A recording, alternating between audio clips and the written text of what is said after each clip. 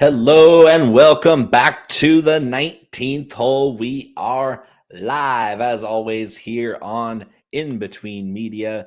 Make sure you subscribe to the entire page so you get all the best sports and lifestyle entertainment at your disposal. Make sure you like this video and tune in for every week at Tuesday at 8:30 Eastern for the 19th hole live. Let's hit it.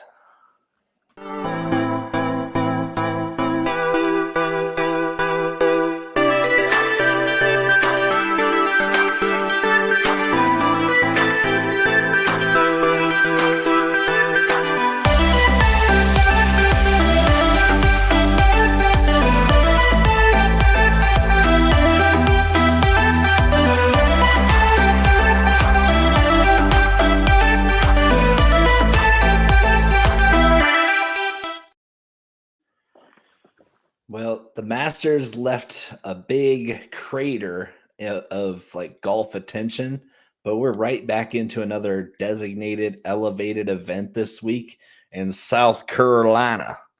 We made it to the RBC Heritage. We go from a green jacket to a red plaid jacket. Really, really big leap there. I think the red plaid is a little snazzier, to be honest. But Hilton Head, South Carolina. Let's talk about the Masters a little bit. We'll talk about what we're drinking.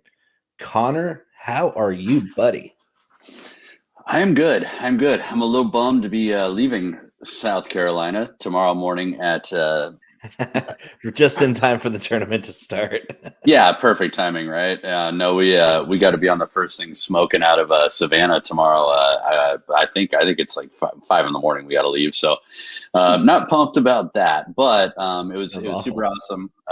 Get down here to South Carolina.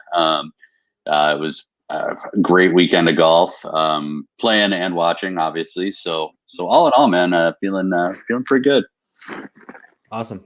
Yeah, let's jump right in. How'd you do your Masters bets and DFS? I know how your DFS went because it's 2 in a row. We're officially on a winning streak. That's when you win more than one time in a row. And it hasn't happened to me in a long time, so just now getting reacquainted to what it feels like. I mean, it was actually okay. Like, surprisingly, had a good pool of players. Did put together a few lineups on the DK side that went okay. I definitely am not going to be calling in to work permanently tomorrow and staying in South Carolina. So yeah, not the most profitable week, but we got a few bucks to play with again this week. So could have been worse. The success was giving some respect to these live guys because they still got plenty of game. Well, and I was beating the drum for Brooks. I mean, and I guess 54 holes is about where he caps out at this point, because that's been the running joke this week. Right. Even the live account congratulated him on winning, even though it wasn't even Sunday yet. I mean, it's simple oversight, really, but sure. Yeah, I mean, it was really wild to watch. He can bitch and moan about Cantlay and slow play and all that other nonsense all he wants to. Do that every week, though. They really do.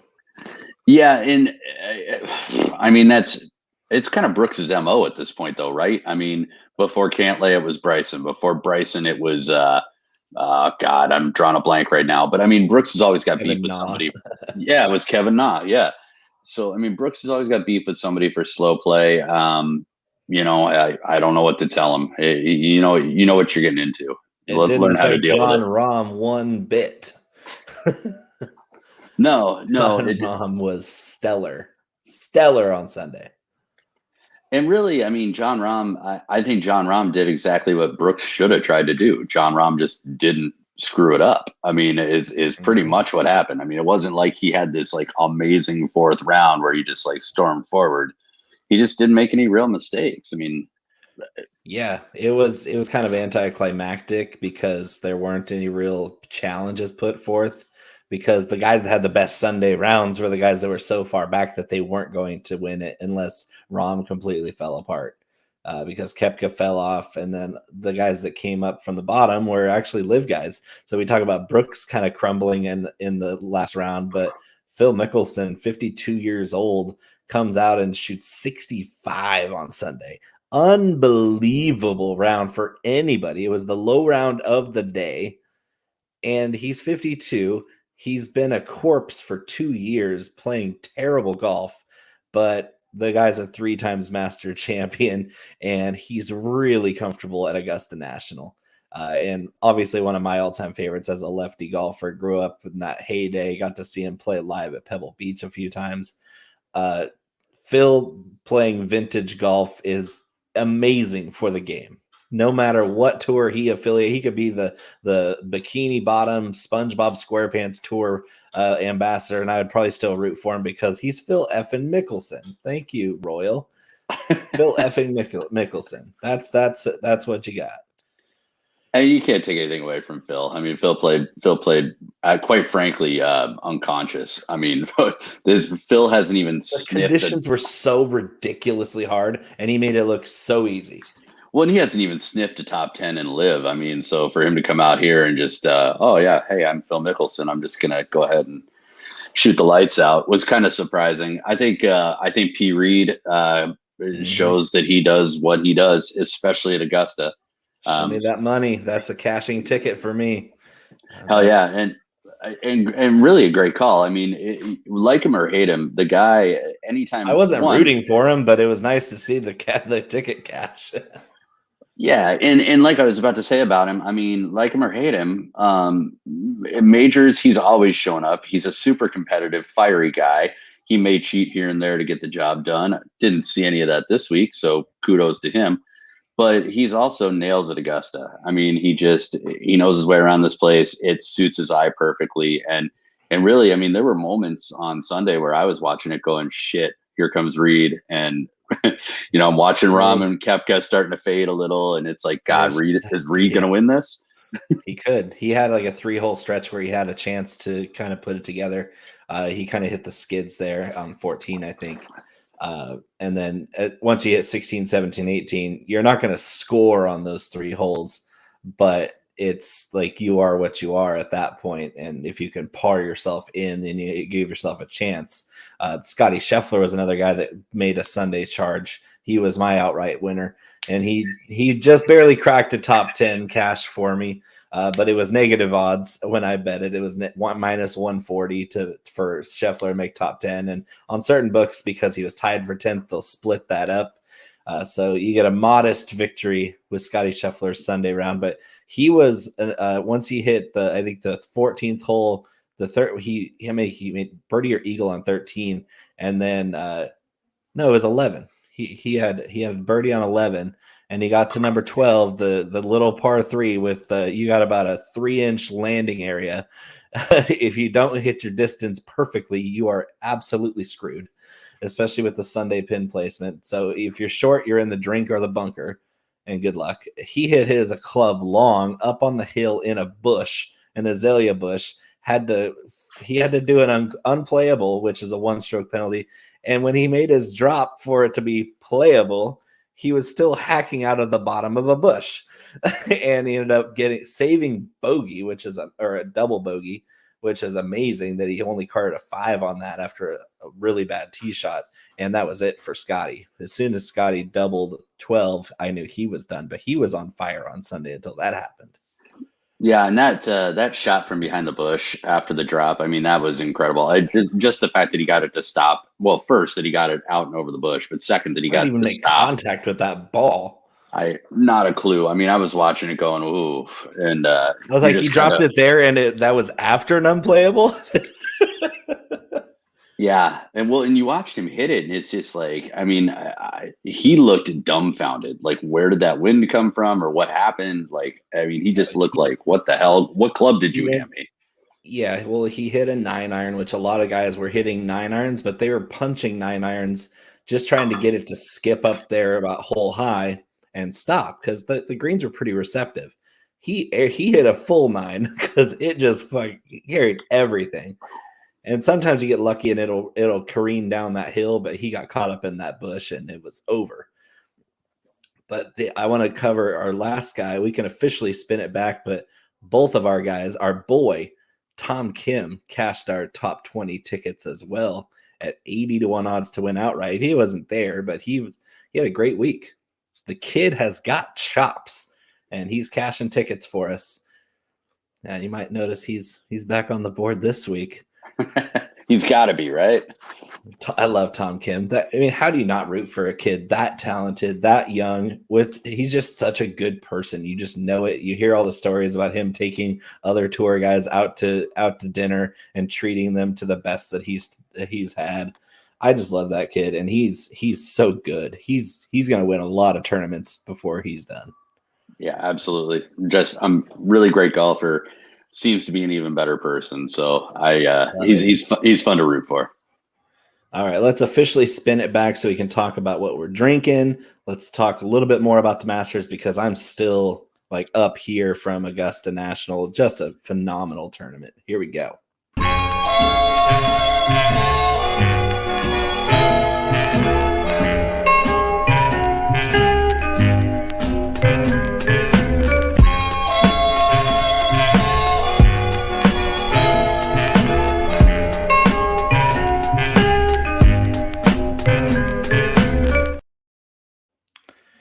I do want to talk about Tiger Woods, because if you've ever had plantar fasciitis, how the hell are you going to walk anywhere, let alone on a 5-mile, one of the most crazy hilly, let's go to the bottom of a canyon where it's rocky up and down, and let's walk 5 miles with plantar fasciitis.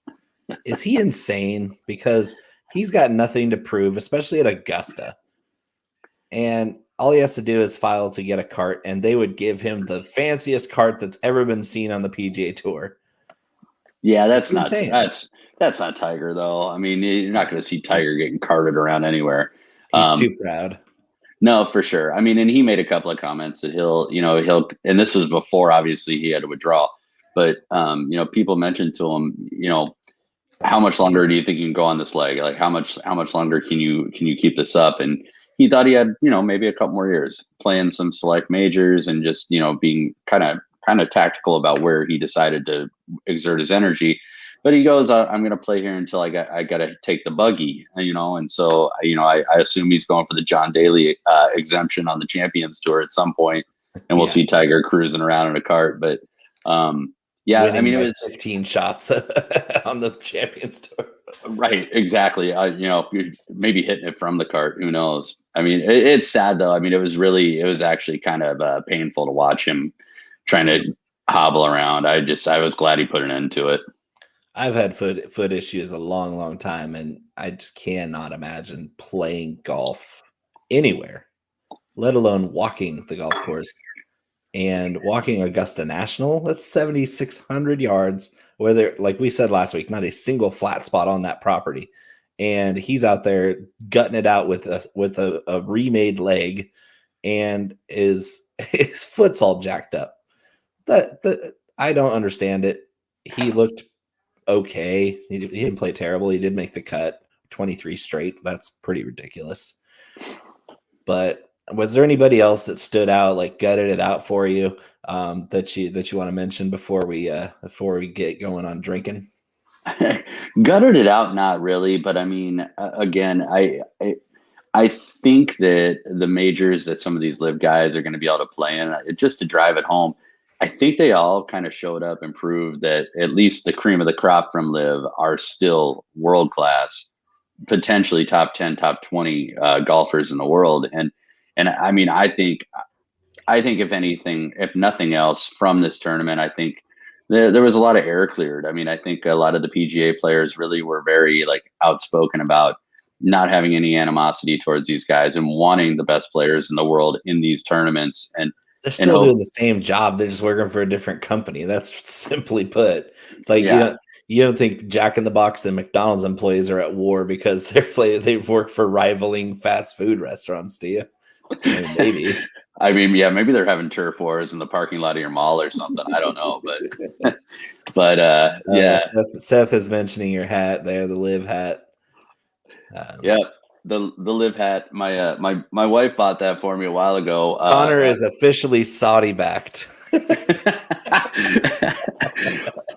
And the beautiful thing is this stream will now be broadcast across a global network because we have a major investment coming. No, I remember one of the first times you and I got into an argument about Liv. My wife, I think, ordered this hat that night, and she was like, "Well, you guys can duke it out and wear that hat." So Nobody knows what it means, but it's provocative. it gets the people going. Yeah. Well, what are you drinking tonight, Connor? I think I saw a glimpse of something that I'm quite regularly sipping on. I rated the liquor cabinet here for the best whiskey I could find here, which in this case was Buffalo Trace. So I lucked out. It's not a horrible one to find. Yeah, you can do a lot worse. So yeah, Buffalo Trace, which is one of my favorite.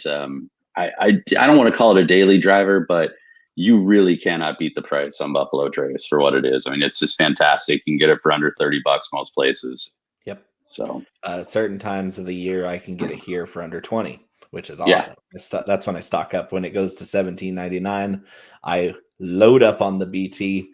I keep finding bottles that I forgot I bought because my cabinet goes deep and I sometimes get shoved in the back.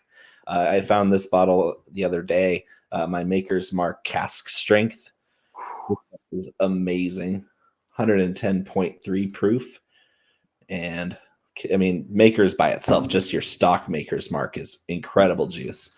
This is the juice that they didn't water down at all. It's limited edition, the Maker's 46 cask strength. So it's in the French oak barrels. Oh, everything is perfect in this bottle. This pairs nicely with a dark chocolate cherry gelato. That's what I've found. You'll get no argument from me there, man. Maker's is eternally one of my favorite distilleries, and the 46 in particular, even not the cask strength, just the base 46, which is super reasonable for what it is. What, $30-$40? Yeah, usually somewhere around $40. But man, and I'll tell you what, if you ever find yourself in Kentucky, you have got to go. You've got to make time to go Kentucky to the Maker's distillery. It's an experience. I mean, I've been fortunate enough to go, and I mean, it blew my mind. So it's when amazing. I go, I'm gonna definitely be dipping some wax. that's part of the experience, isn't it? Oh yeah, I've got a couple bottles that I dip myself at home, and when I'm back home, I can show you. I'll show them on air next week. Awesome. All right, so let's before we hit the drop for the club twirls, we are at Hilton Head Island Harbor Town Golf Links. This is what I described as a very unique track for the PGA Tour, in that it does not favor the better players this week. You would say, oh, the Masters, we knew one of those head top guys was going to win. They're all back this week except for Rory and Jason Day, I think. And if you can count Will Zalatoris, who had back surgery. But pretty much all of those top elite golfers are back this week because it is an elevated event. Big purse, lots of money. Hilton Head Island is one of the favorites on tour for tour players. It's Pete Dye design. Take it away. How do you like Harbor Town Golf Links, and who does it favor? You were doing such a good job. I wanted to tee it up for you.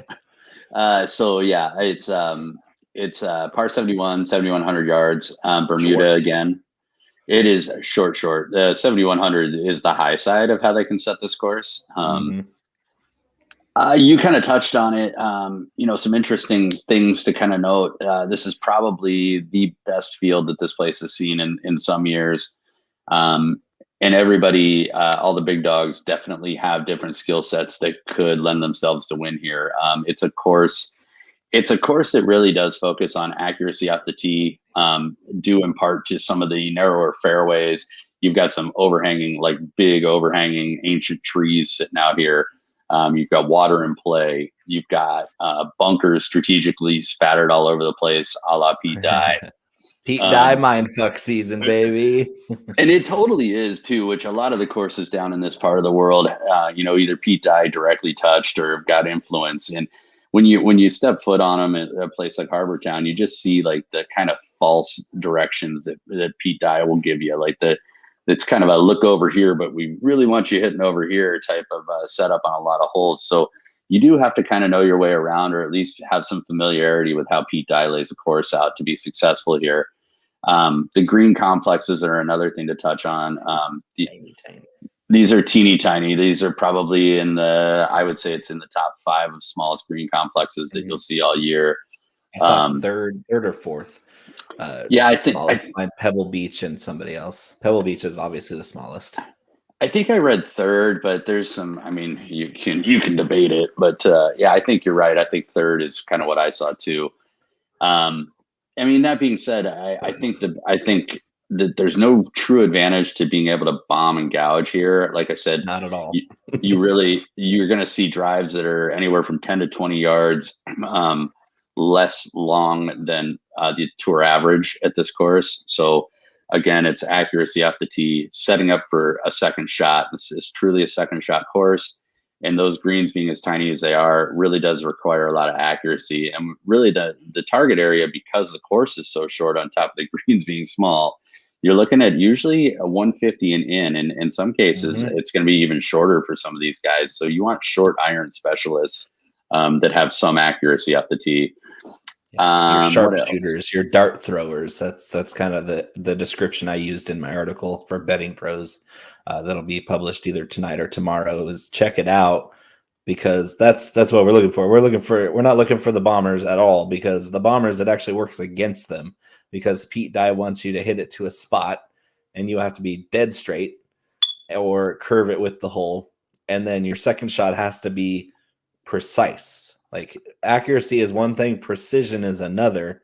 You have to be both, but I think you have to be more precise than accurate on this course, especially with your second shot, like you said. And then if you're not perfect with your second shot, you better be damn good around the greens, because if you're not hitting close to the hole, you're most likely going to be chipping from a bunker or from a lowland area. Some of these greens are completely surrounded with like railroad ties.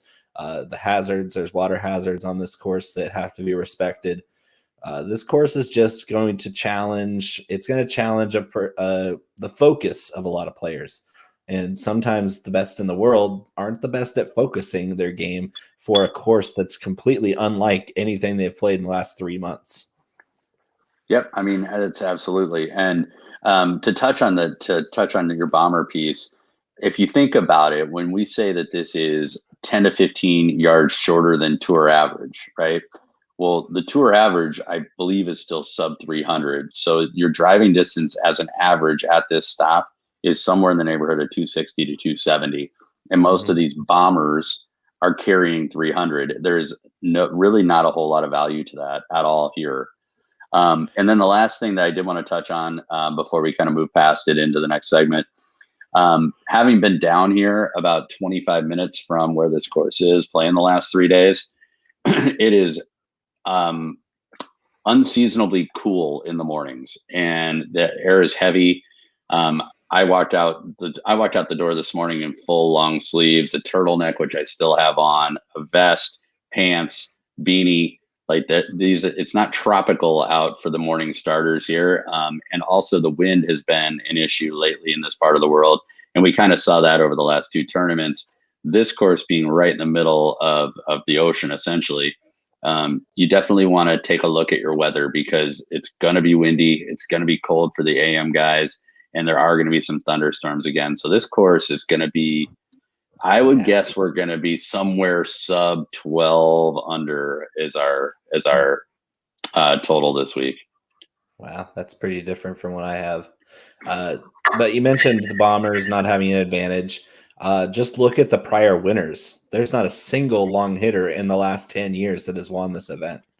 You got lots of guys like Zach Johnson winning, Jim Furyk winning. I think we had Satoshi Kodaira win a couple years ago. Webb Simpson in 2020. He's your perennial. This is your perennial Webb Simpson week. If he wasn't completely dust by now. So who's going to be the next Webb Simpson or Zach Johnson or Jim Furyk at this place? That's what you want to find out, is who's the guy that is really good at everything except for hitting the ball really far that's going to take this thing home. And it might not be a guy that's even favored. Like, you can see my odds get pretty deep here, because first-time winners, it's kind of a trend at this course, even when the fields are strong. Should we get into it? Let's twirl some clubs and bet on some golfers.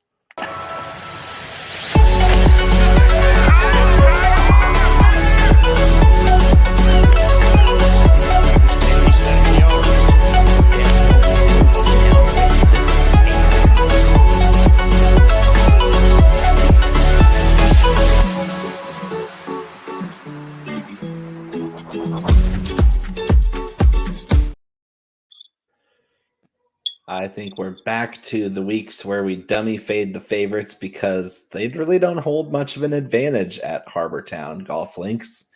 We do have your usual suspects. John Rahm, Scotty Scheffler are in attendance here. You can get them for 8.5, 10-1, somewhere in there. I think that's way too short for a place like this where chaos is normal. Randomness is the norm.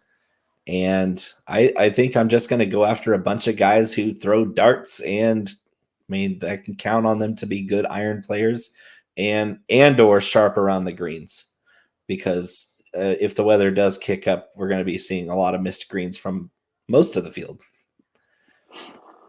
Are you feeling any of the favorites? I mean, you can't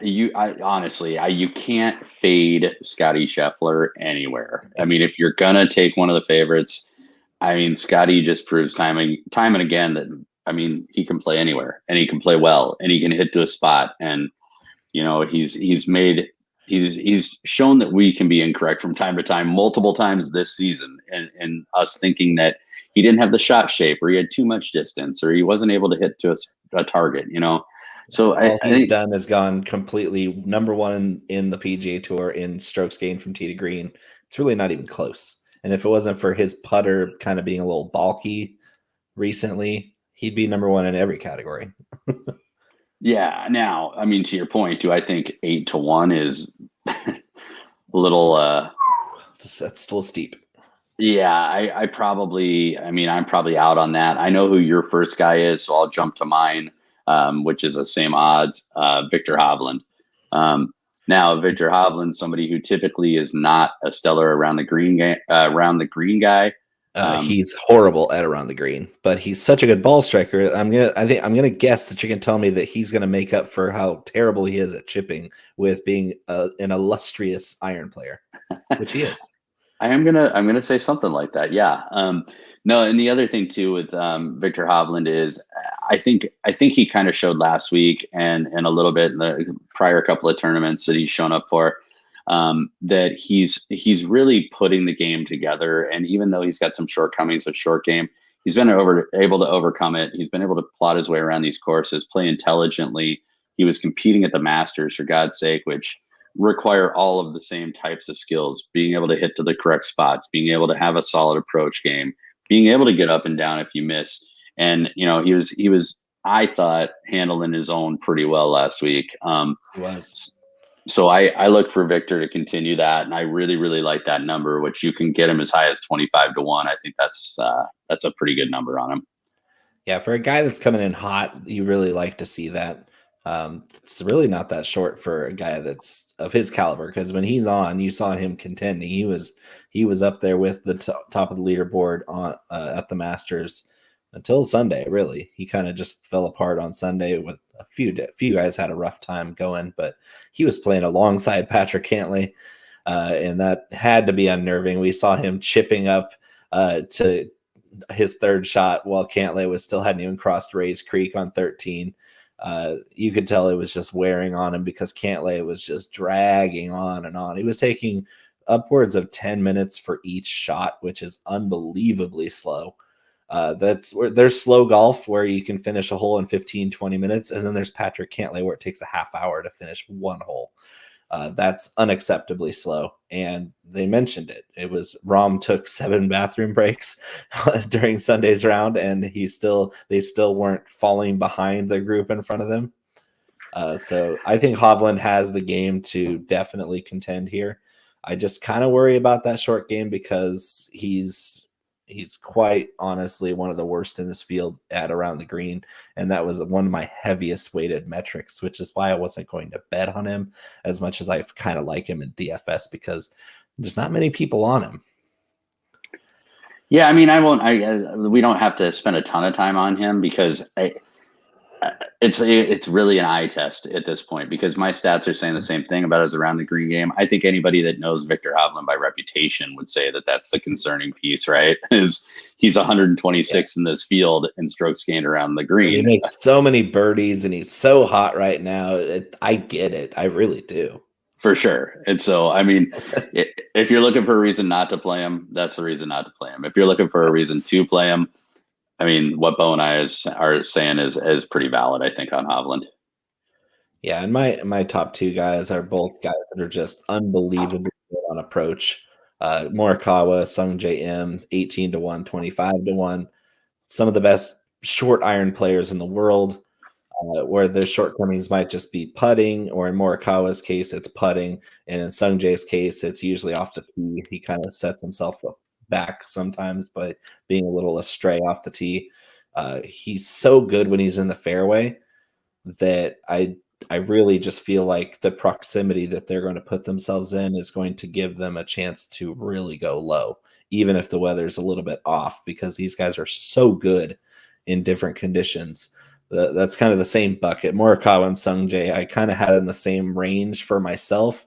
So getting one number 12 player in the world at 18-1 was pretty easy for me. And then Sung Jae is way too cheap, 25-1 for a guy that plays well here.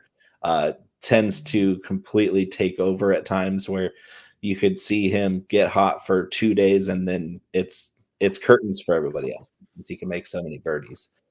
Those two guys stand out for me as far as the course fit. Yeah, and I'm with you on Morikawa. He's not dissimilar from Hovland in that if anything's going to kill your bet on Morikawa, it's going to be his short game and it's going to be his putting. And his short game is better than Hovland's. Don't get me wrong, but it's his still putting course. Yeah. Hovland can putt. But Sung Jae was actually one of my next plays too. I absolutely love Sung Jae here. I love how he sets up. Excellent approach game.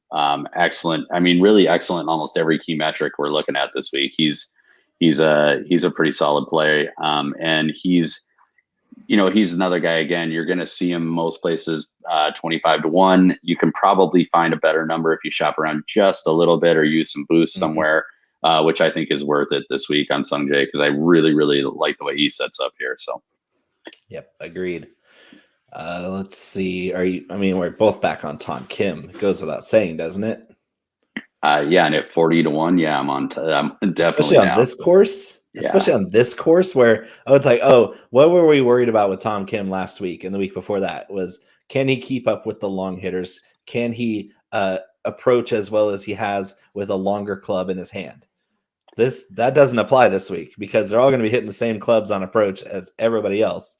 And Tom Kim with a short iron is lethal. And this is actually the tournament and the course that we've been waiting for Tom Kim. We mentioned this weeks and weeks and weeks ago that this was the course we thought set up the best for Tom Kim. 40-1. Firing on all cylinders. So Tom Kim is, in my opinion, you got to bet him. If he can't pull it down here, then I think we're going to have a little bit of a wait for him to get it done because this course, I think, is too perfect a setup for him. Shh. All right. Anybody? I looks like I have a pretty big gap. I get into some sleepers pretty quickly on. So, do you have anybody in that 50-90-1 range? I have two that are popping. Tommy Fleetwood is showing some signs of life. And this is, again, a guy that plays in worse conditions better.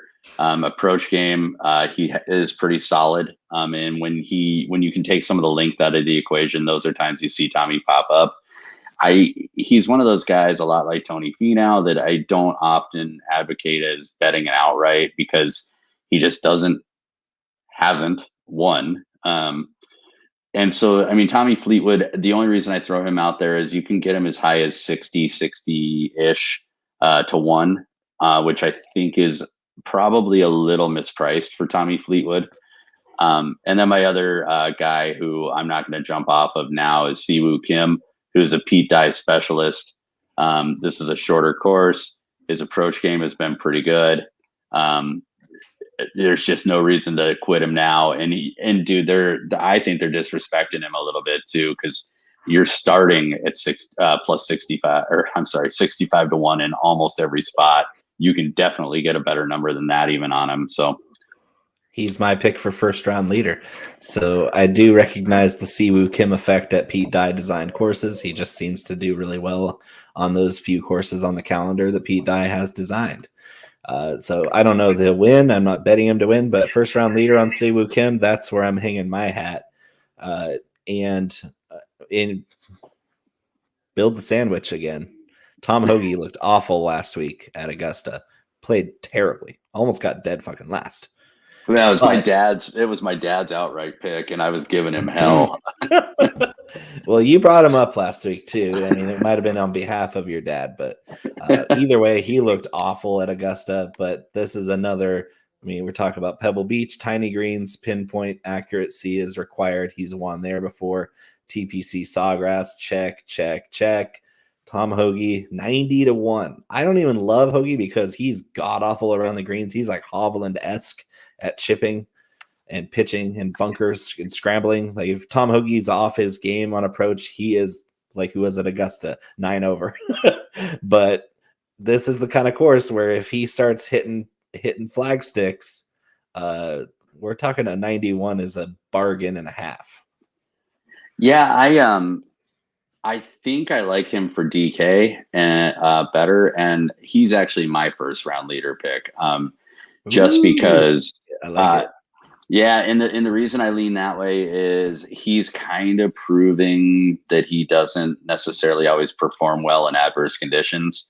But all the reasons that we love Tom Hoge, Thursday the weather's not supposed to be too terrible.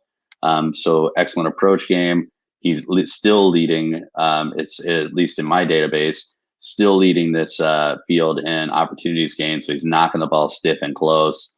I like him to come out and get a quick lead and then piss it away with the bad weather. It's kind of where I'm thinking, but I think he'll get you birdies and bunches from time to time here, which is also a good thing for DK. So don't love him outright, but do like the first round leader on him. And you might have noticed that despite actually lining up statistically well, I'm not betting on Kurt Kitayama this week. Tell you for what it is. But he's a very strong approach player, good around the greens. I just don't feel it this week. So sorry, Kurt. Not gonna be on my betting slip this week. The field is really strong this week as well. This isn't Bay Hill. This isn't going to be where you're hitting a ton of long irons, maybe just on the par threes that are longer, but I just don't see his game really popping for enough birdies because, like you said, the weather might bring that winning score down, but traditionally this tournament is between 14 and 20 under par is the winning score. So those kinds of tournaments where you're not exactly grinding it out throughout the whole round, that's where I would say Kurt Kitayama is a stronger pick. If this turns into a birdie fest like it has a few times in the last 5 years, then he's not going to be able to keep up because he's not a string it together like birdie streak kind of guy. Yeah, and I like him in spots where we don't have quite as narrow a fairways, quite as narrow landing spots on fairways set up, and a little bit bigger greens. Not a ton bigger because he does spike on some of the approach metrics, but I'm kind of with you. I don't know that this is the week to get an outright on him. Who was I going to mention to you that I just happened to pass by? I was like, that seems like a misprice. Like to see it. Get my head out of the way so you can see my underdog picks. Go ahead and fire your next one because I just lost it. I had it highlighted too. So I'm gonna throw a little bit on Aaron Rye at 180 to 1. He's a picture perfect game for this course. Very straight hitter, very accurate on approach, and one of the best short games on tour. This is going to be an Aaron Rye special. Do I know if he has the firepower to win if the weather stays decent? No. But if the weather gets shitty, those Englishmen are going to rise to the top. Tommy Fleetwood's going to be up there. If you start seeing bad weather, you're going to see Aaron Rye and company rise to the top because they're just so good when the chips are down and everybody else is wondering what they're supposed to do with a 2-club wind. What do you think about our boy Hayden Buckley down there? I wanted you to mention him though, because last time he paid off for us. And I'm showing him as high as 280 to 1. Does that just seem a bit high? Like, Seems bad. I don't know. So I think that was the one that jumped out to me because it seems like just a week or two ago we were getting him at 100 to 1, no better, and in most spots worse. So I think it's the strength of the field. But Hayden Buckley, again, we joked about it a couple of weeks ago. If you just take out the second round, he is the best scoring average on the PGA Tour this season, better than Rahm. If you take out his Friday scores. So if Hayden Buckley shoots under par on Friday, you better watch out. yeah, maybe another first round leader bet on that guy. Maybe he's averaging like 67.4 on Thursdays. The extreme, that's about the extent of what I'm doing this week. I have one left, and it's just pure blind, like dart throw. But Kevin Kisner's number is stupid. Just hear me out though. A 420 to 1, 420 to 1. Like this is another situation where like that's a joke line because you'd have to be 420 in to bet on Kevin Kisner. I'm just putting it out there that this is the type of course that Kisner tries to show up for. It's short, it's target golf, it's around the green game, it's putting. Like these are the tournaments that Kisner has self-proclaimed tries to show up for. So I feel like that is a strength of field or not. Kevin Kisner is a proven tour winner. Yeah. And so, yeah. I mean, 420 to 1 seems ridiculous, but it'll lend itself to getting you some T20s, T10s. So I think Kevin Kisner, that's deeper than my two guys that I thought I was scraping for, and you're going even deeper than my two guys at the bottom. So kudos to you on Kevin Kisner. I'm probably going to feel really silly for even throwing it out there next week, but he is a guy that if you were going to bet him a few places, Harbor Town makes sense. I guess so. My 300 to 1 is Mr. Akshay Bhatia. Of course, we're going to keep betting him until his eventual huge win pays off bigly for us. That's what we're looking for, is the rise of the prodigy Akshay Bhatia. Same with Tom Kim. Tom Kim already got his first win last year. Akshay's this year he's going to be the breakthrough winner on sometime this season. I think this is the perfect chance to take a shot on him. The one thing that I'm kind of hesitant about is he's done better in less than full field events. Invitational fields have kind of given him trouble, but it's more of just, I think that he has the talent to go low on a course like this. He's got incredible short game, and that's really what I'm looking for. Is as long as he's straight off the tee, we're good. And 300 to 1 is something I'm just going to throw a few bucks on him because it's Akshay Bhatia. I'm going to put a few bucks on him every week until he wins, because when he wins, he's going to win big for us. Yeah, as a FOMO bet, I don't hate it, but I mean, this is Mr. Spray and Pray himself, and I ran numbers. We better have a good short game because we don't know where the ball's going off the tee. Yeah, and to be honest, like outside of Puerto Rico, like his short game really has not been very good lately. So I'm with you. I think he is the total package long term. That's a really good number for him to throw like a very minimal amount of money at and kind of hit a big pay. Throw $5 at it. I'm gonna do $4.20 to mock your Kevin Kisner bet. I love it. But I mean, if you're really just taking a couple of long shots, like you can do a hell of a lot worse than Akshay. And to Bo's point, like sooner or later the kid is going to hit.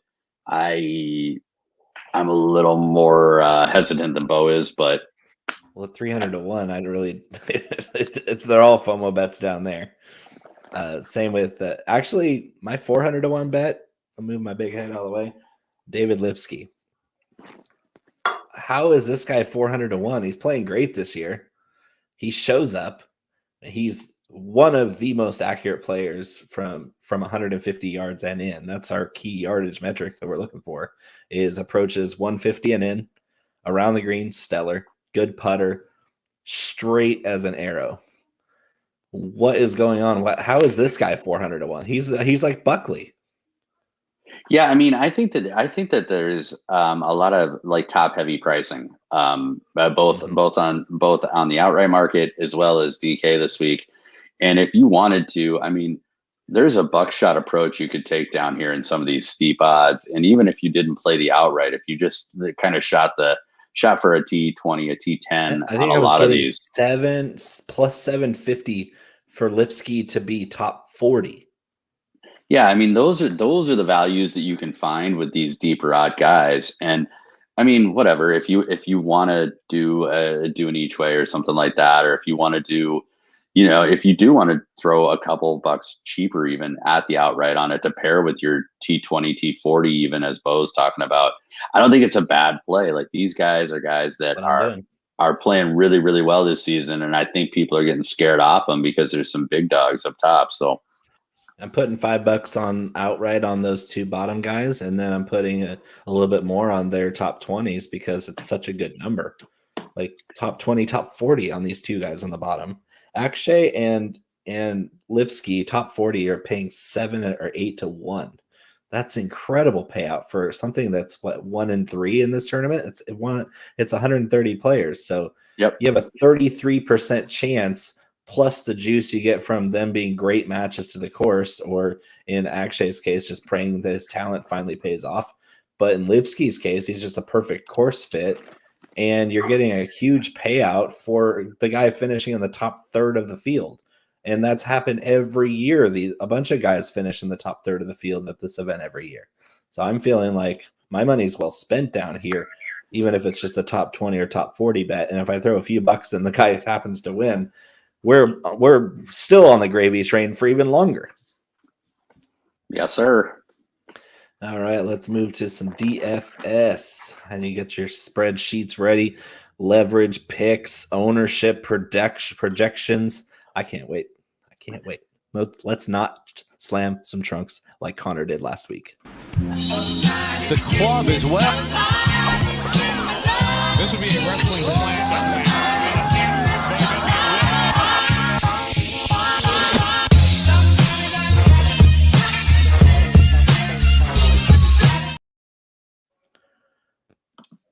Connor. Bo. I'm just going to keep victory lapping because I ended up winning again, because that doesn't happen very often, at least not this year. My DFS game has been pretty weak sauce this year, but I think things are looking up. Yeah, I mean, I can't take anything away from you. I mean, I will say this. I think last week we had a lot of agreement on a lot of these guys. And I think what it really came down to was lineup construction last week. Like just having the right groupings, in Bo's Imagine case. if I didn't play Tiger last week, I would have stomped you even bigger. Well, and that's a good point. And if you look at the flip side of that, if I hadn't tried to leverage out a little bit and use like Min-Woo Lee in our head to head, there were other guys in that price range that were higher owned. And kind of, you called my bluff. I kind of thought maybe you were playing those guys, and then you didn't end up playing those guys, and I stretched and reached for something. So anybody who thinks that DFS there's not a strategy or that it's not a game, it's a game. It very much is. And I think that my roster construction often will go that way, where I'm trying to game theory the head-to-head, because that's what I played most of my DFS career since 2017. I've been playing DFS sports, and when you're in a head-to-head, it's all mind games, because the ownership doesn't matter, because if you match it, who cares? But it's going to be like, okay, who is he going to pick, and how am I going to make him feel stupid for picking that guy? And that's what happened last week, because I built a lineup that I knew was going to be solid, but I also knew I wasn't going to match anybody with you. And I don't think we had any matches last week. Homa. We both had Homa. That's right. That was the guy. But and damn well, the thing that sunk a lot of my lineups, not all of them, but was Mr. Rory McIlroy, who has so graciously withdrawn from this tournament. Saved you from chasing that dragon this week. Good Lord. I might actually win some money this week because Rory's decided not to play. Thank you, Rory.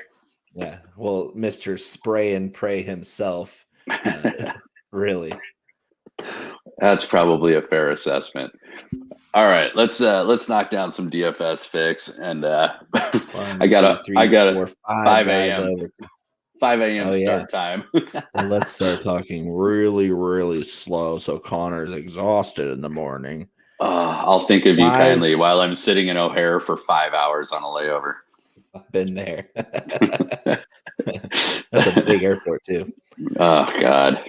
1, 2, 3, 4, 5 guys over 10K, starting with Mr. Green Jacket himself, John Rahm, 11,100, averaging a cool 103.4 DraftKings points per week. Holy smokes, that's a lot. Right behind him, though, Scotty Scheffler, 11K flat, averaging 100.1. Do you have a preference? Do I have a preference? I would lean Scotty. Rahm, quite frankly, like put it together last week at Augusta at the best time possible. The things that we don't like about Rahm or haven't liked about Rahm over the last few weeks actually didn't look that much better. His off the tee game is still a little suspect. His putting was still a little suspect. He missed some really short, easy putts. And so I don't know. I think there's going to be a massive leverage opportunity because people inherently don't want to play the guy that won last week, especially the guy on a Masters hangover. So if you want to play that narrative, I say play John Rahm. If you want to play the guy that I think rates out better and has a more consistent game, believe it or not, hard to say about the now Masters champion, but I think Scotty Scheffler is just proving to be the more consistent performer. Especially on a course like this where Rahm really does overpower a lot of golf courses. The bomber narrative is real. I mean, Scotty Scheffler is a bomber too, but what we know about Scotty Scheffler is more about his prowess on short approach shots and around the greens. That's where Scotty Scheffler is out of this world. Rahm is obviously not weak in either of those areas, but we know Rahm is the kind of guy who's going to take advantage of courses based on his length, and that doesn't apply here. Scotty Scheffler can win all sorts of different ways, and I think that's the credit that you're giving him here. Where I agree with you, Scotty is preferred over Rahm, but if Rahm is sporting a very low ownership percentage compared to Scotty, then I'll change my mind. But I don't think they're going to be that far apart. And I'm trying to pull it up. Actually, this is kind of scary a little bit, how far I'm having to scroll to try and find Rahm. And now I'm just going to type Rahm's name in to figure out what his rostership percentage is looking to be. Low? Well, it's low enough that he's not like first page. Yeah, 11% is probably is the kind of targeted projection right now. Interesting. And that's versus Scotty. Are they expecting him to withdraw or something? Because I don't think that's going to happen. He would have done it by now. Well, you got to remember, though, too, like the database I use is based off of guys that are using this database. So already building lineups. And it's 5,000 lineups that this is at this point reflective of. And so I think there's a couple of things to think about. One, I mean, most people that are sharp are going to see the same shortcomings in John Rahm. You're gonna add that to what could be actually there could be some validity to the Masters hangover. It's probably one of the few tournaments that there could be some validity to that. Yeah, I would say that the Masters hangover is probably the stiffest, roughest one of all of them. Right. So, I mean, I think it's probably just people being sharp and continuing to play the consistent play, which is Scotty. However, game theory would dictate that you would play John as long as he tees it up, which is something to watch, because I don't think that he's missed an elevated event yet. And to my understanding, they can miss one without any kind of penalty or. Well, and what we found out with Rory is that if you're a PIP, like the bonus eligible guy, like you're a favorite to win more money from your popularity, it ultimately doesn't even matter. So yeah. So I would be I don't know. I think Rahm is going to play this, but I mean, I don't know. I don't know. I don't know where his head's at. I don't know where his heart's at. I don't know that I would have played him here if he hadn't. I don't even know if I would consider him if he hadn't won the Masters. The only reason I'm giving him any consideration is there were parts of his game that did look a little more dialed than they have in previous weeks. Well, and then if you go down just a little bit, 10-4 and 10-3, you have the defending champion and the defending runner-up, Jordan Spieth, Patrick Cantlay, both tailor-made for this course. Happens to be why they were top 2 last year at this event. They're probably picking up a lot of chalk. I would guess that since they're cheaper than Scheffler and Rahm, and they have very recent course history that says that they're going to be just fine. I would expect those two to be the chalky starting points for people, just without looking at it. They're up there. You're about 18% on Cantlay, you're about 17% on Spieth. But the starting out points actually look to be more like Morikawa or Cam Young. So and to be honest, like Cam Young, there was a question earlier. I think it was Royal asked, what's Cam need to do to bring it home? And I guess my short answer to that is figure out how to play 4 rounds. I mean, he just make a damn putt. Yeah, I love Cam Young. I mean, I say it every week, but I can't keep pissing away money on a guy that cannot put together 4 rounds of golf. And when he is in contention, he just folds like a lawn chair every time. That's true, because it really does take it. Even if you're a really good putter, you have to make those clutch putts, those 6-footers for par, and those are the ones he always misses. Always misses. Like if Cam Young has a knee buckler for par and he's in contention, you bet your sweet ass that putt is not going to go down. No, hell no. I mean, at best you got a coin flip with him. I mean, he just. I think in the coming years, I think Cam Young's gonna be the dude that, like, you look at him going into a high pressure situation, and you're like, well, he's nails. I mean, his game is so solid. He's got this. He's been to hell and back as runner-up 6 times. So, and I think the problem for me, or at least my issue, is going to be that I'm probably going to be on a pass week when he does hit, because I just can't.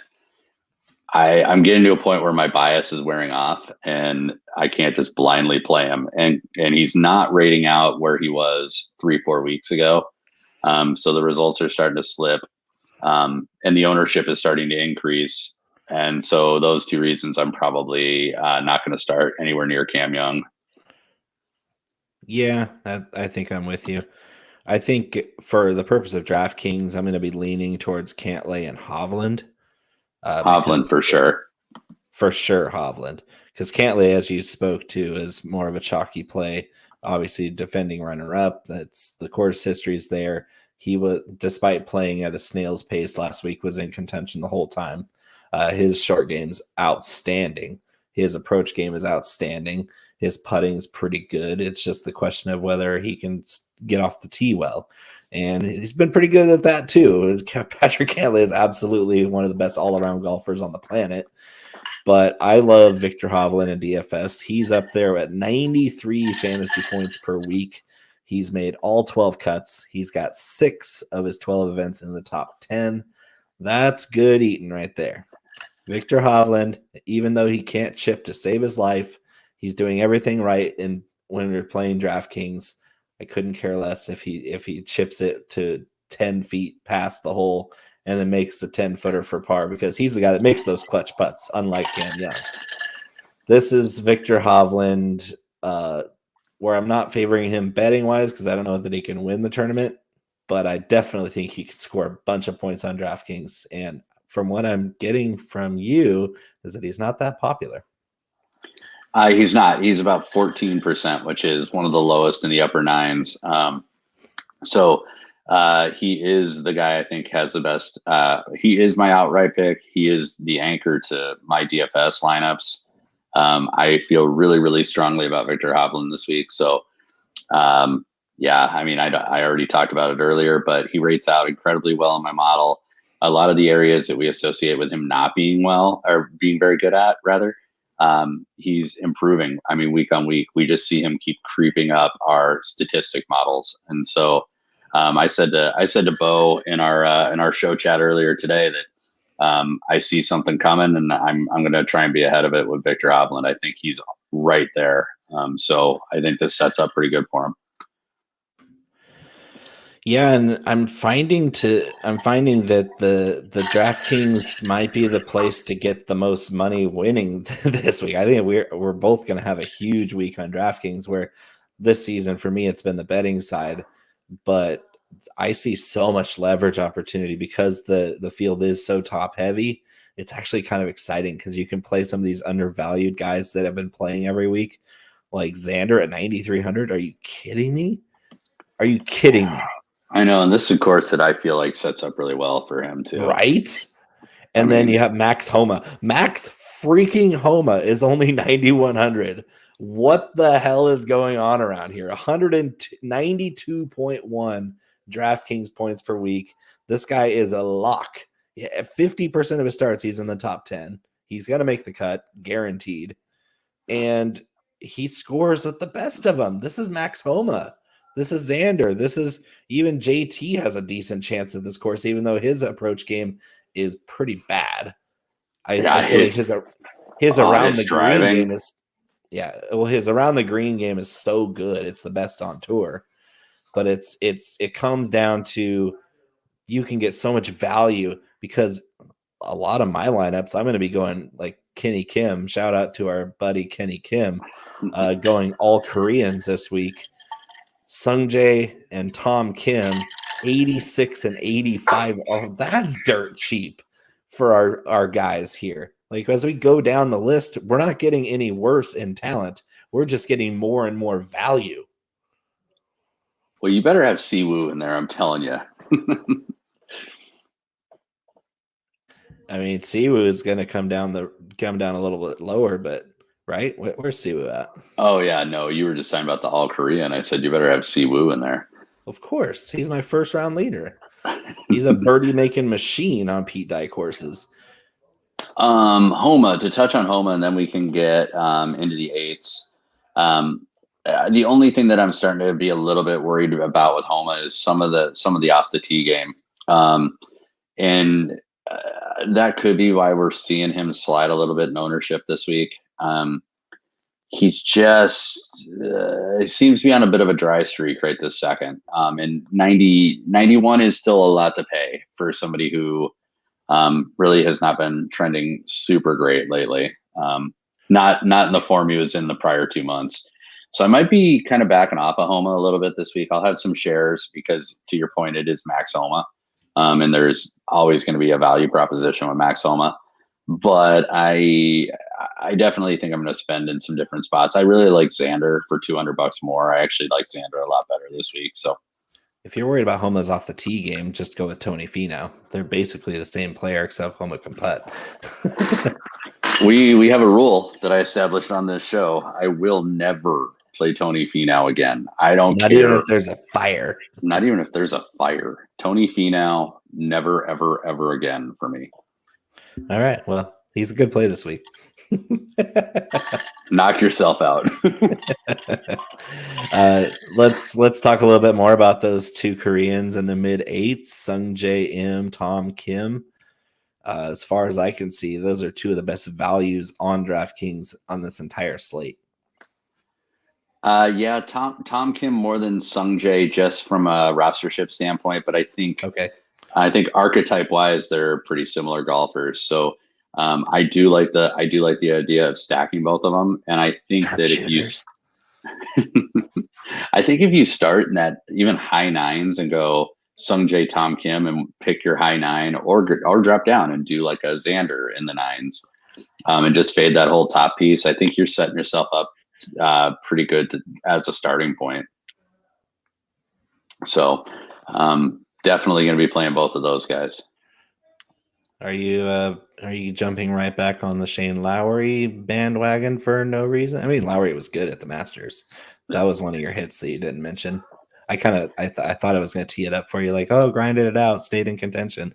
I thought you were going to mention Shane Lowry, but you didn't. No, I didn't mention Shane Lowry, and I think I didn't because that touched on exactly what I was talking about, where we had a good pool, but all my Shane Lowry shares were in lineups that just got fizzled. They did nothing, and so it was like, well, I have Shane Lowry, who who grounded out really nicely. But like at the end of the day, he went all Irish and it just blew up in his face. That's actually true. I did have an all Irish lineup. There's the guy with name Coughlin. Of course, he's gonna play all Irish guys in a stupid lineup. It actually set up really nice, though. Anyways, so I know me and 20% of, or you and 20% of our closest DFS plan friends can play Shane Lowry, but I'll be not. I will not be. Will not be going back there. Tommy Fleetwood's a better option than that. We just talked about him. Tommy Fleetwood is a far superior option at 11.5% projected. Sheesh, that's nice. And trending in the right direction. We already touched on Tommy, but for the low eights, I love the Tommy Fleetwood play here. And I especially love that Fleetwood play if the weather does get a little adverse, because he's from England. Typically rolls with that a little bit better. So that would be my pivot off of Lowry, and Hatton is right there, right above him, who is also uber popular at about 17%. So you want to leverage play? I say go with Fleetwood, 8,100. Got blisters on my fingers. That's my 2 cents. Play Fleetwood over those two guys. After those two guys, I dropped down pretty far. Another Englishman that could contend if the weather gets bad, Justin Rose. But if the weather's good, do not play Justin Rose. Check the weather, and if it's bad, play Justin Rose. It's probably a fair assessment. As a matter of fact, Siwoo. Yeah, Siwoo is a good one. Chris Kirk popped in my model. Hey, how about some Chris Kirk? Let's play some Chris Kirk, because at $7,500, I think he is extremely undervalued. So cheap. This guy is a sharpshooter extraordinaire. Yeah, Chris Kirk is one of my more favorite plays this week. And I think it's a great price. I don't actually care about the ownership projections on him. They're at about 13%, if anybody wants to know, which is high for somebody in the sevens. But Chris Kirk is just a superior play to all, in my opinion, the majority of these 7K guys, just based on what he's done this season so far. And the sevens are huge. I mean, there's probably, what would you say, just eyeballing it? 10, at least 10. There's, in the sevens altogether, 30 guys from 7,800 down to 7,000. That'll be in my pool. Yeah. So. Yeah, and some of them that I'm skipping, like Minwoo Lee, just very inaccurate. I'm not playing him, because as far as the model goes, he was down at the bottom because approach game, no. Around the green game, no. He's an amazing off the tee player, really good putter. Other than that, do not play Minwoo Lee this week. You have to agree with me this week. This is not a Minwoo Lee course. Nah, I'm good on Minwoo for a while. I'm not even going to complain if he plays well. I just can't. He's another guy I can't keep pissing money away on. I told you. I told you. No, you don't get to say that, because a week ago. Hey, the only time I played him is when he actually played well and you were off him. That was the only time I played. I know, because I played your boy for 1 week, and that was the 1 week you didn't play him. And of course, that was the week he popped. Let's talk about happier memories. Tom Hoagie. Tom Hoagie. Yeah, I think Tom Hoagie. Where we got the Tom Hoagie price at too? I just had that. That is 7,400. And his ownership actually has dipped lower than it's been in legitimately probably a month. He's down at about 8% projected. We already talked about all the reasons to like Tom Hoagie. The only thing I'll say is if the weather does get a little bit adverse, or Tom's in the mix. Those are the two things that oftentimes will derail Tom Hoagie's DK scoring for you. So if he can just kind of be a first round leader and then just kind of live in the top 5, that's where we get our best value and best return on Tom Hoagie. What do you think about Ben? See. I got one more in the 7 that I was going to ask you about. Ben Martin is actually rating out number 6 in my model, which was kind of surprising to me over the last 24 rounds.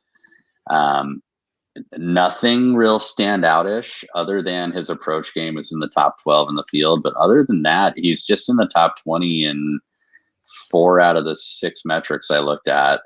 It's more that he's just not doing anything poorly. He's just consistent.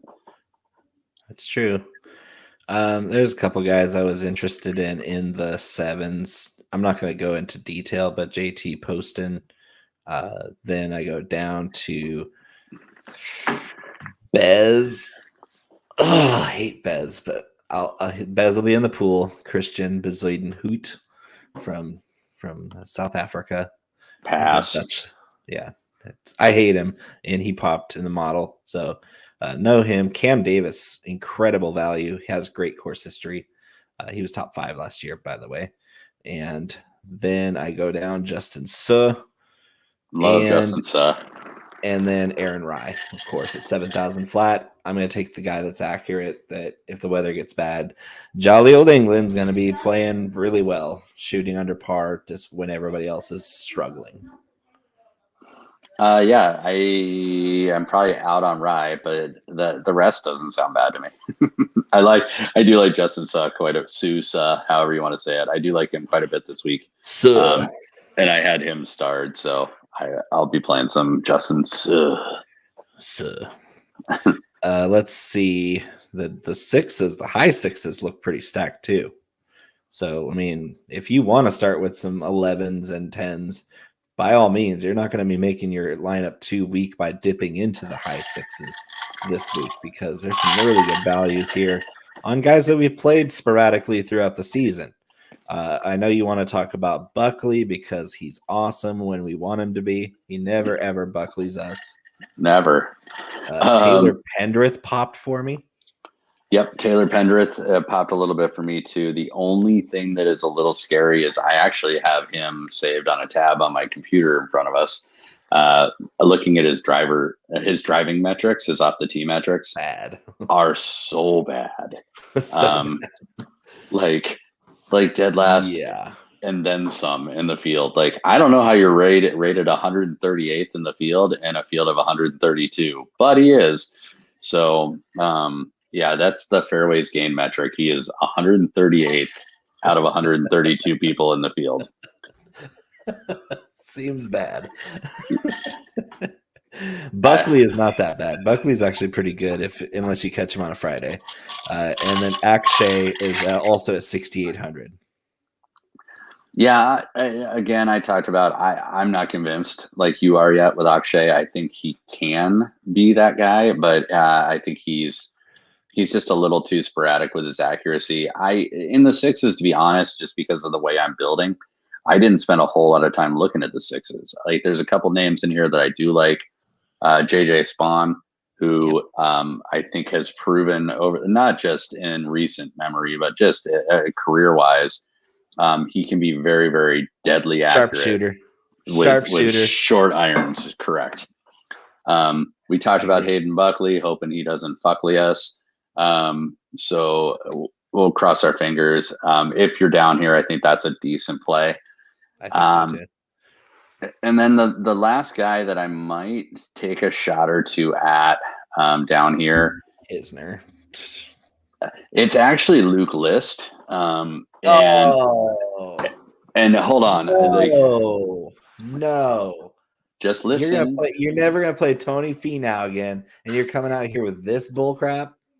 It's not bullcrap, because what's incredible about Luke List, because I rarely deep dive Luke List, he's number 5 in the field in driving distance and accuracy.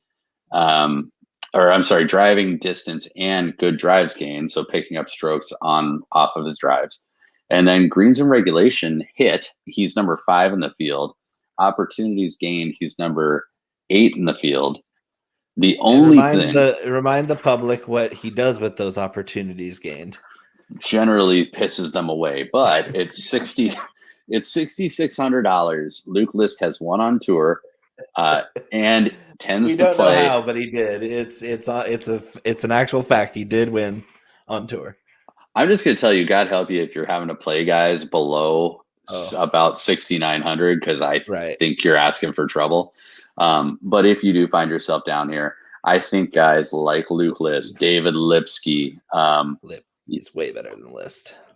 Even CT Pan can get incredibly hot on approach from time to time. Like there's some guys right here in that 6,600 price range that I do think are purposely priced in this price range because they can catch fire. These are guys right here in this price range that like have either won or been damn close to winning a lot of times. And they're kind of these diamonds in the rough down here that are a step above probably the 6Ks normally, but it's just a strength of field deal. It really is. But yeah, getting down here that low in a field this strong, try not to do it at all costs. Just don't do it, guys. It's not worth it. I'm not doing much of it. And that's the part I'm trying to hammer home. I hope you're getting that. Yeah. Try to have one dip under 7,200 tops. And then if you have to do it twice, you probably aren't building optimally. Yeah, nope. Stay out of the sixes if you can this week, I think, is the name of the game. Agreed. All right. So any parting words for the viewing public, our 19th hole brethren and sisterhood? Dee Dee was with us tonight. Kevin Coughlin's watching. That's my little... you can hear your ice jingling. So was that your little brother? Yeah, it's my little brother in the other room, actually. Like he could have come and got me a drink. Business. He's giving you the business because he's mentioning your drink is running low, but yet he's not refilling it for you, is he? Oh God, he's probably trying to get me off the feed so that he can go to bed. He's got to drive my ass to the airport. It is Eastern time over there. That's rough. Let's talk a little slower before we hit the outro drop. I'm closer to Seth for once in my life. No. I mean, like I said, my parting words of advice, if you're in the betting market, we already talked about it. I think target some of the T40s, T20s, T10s, and some of those longer odds. And then I think in the DFS world, I'm not afraid to fade the top. If you start in the nines, you can build really solid balanced lineups that can compete here. Keep in mind, you just want accurate guys, consistent guys, and those guys generally are not always the top price guys. So I'd look in the nines to start there and build. All right. Good luck, RBC Heritage. You can see my very mediocre attempt at plaid on the whiteboard with my black and red. But make sure you get to cash in this week. We got to keep it going as well as we can. Make sure you combine Connor and my picks together because we're both going to be right, but like really sporadically. So just mesh them together and you're going to win. And we're not going to win as much as you. That's just how it works. Synergy. Thank you for joining us. Make sure you subscribe to In Between Media. Like the video. Follow us on Twitter at @cough_DFS @Bo_McBigTime. We'll see you next week. What is next week, by the way? Oh God, you put me on the spot, Bo. Yeah, I know. It is. Hold, please. It's been a long weekend, man. The Mexico Championship. Yes. And Viva Mexico. And then Wells Fargo is the following weekend. All right. So thanks for joining us. We'll see you in Mexico next week. Mexico.